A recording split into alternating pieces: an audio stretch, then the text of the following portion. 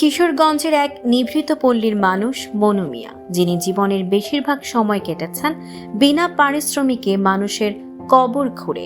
মৃত্যু সংবাদ পেলেই লাল রঙের প্রিয় ঘোড়াটির পিঠে চড়ে ছুটে যেতেন কবরস্থানে। সেই প্রিয় সঙ্গীটিকে সম্প্রতি নির্মমভাবে হত্যা করেছে দুর্বৃত্তরা। ঘোড়ার মৃত্যু শুধু মনু মিয়ার হৃদয় ভাঙেনি, ছুঁয়ে গেছে দেশের অসংখ্য মানুষের মন, ছুঁয়ে গেছে অভিনেতা খায়রুল বাশারকেও। হাসপাতালে চিকিৎসাধীন মনু মিয়ার সঙ্গে দেখা করেছেন এই অভিনেতা। সেই মুহূর্তের ছবি সামাজিক মাধ্যমে পোস্ট করে লিখেছেন, আজ এক নায়কের সাথেই দেখা হলো আমার। আজ আমি বুক মেলালাম এক সত্যিকারের নায়কের সঙ্গে। আজন্ম এক নায়ক, নাম তার মনু মিয়া। তিনি আরো লেখেন, এই নায়কের গল্প শিগগিরই বলবো।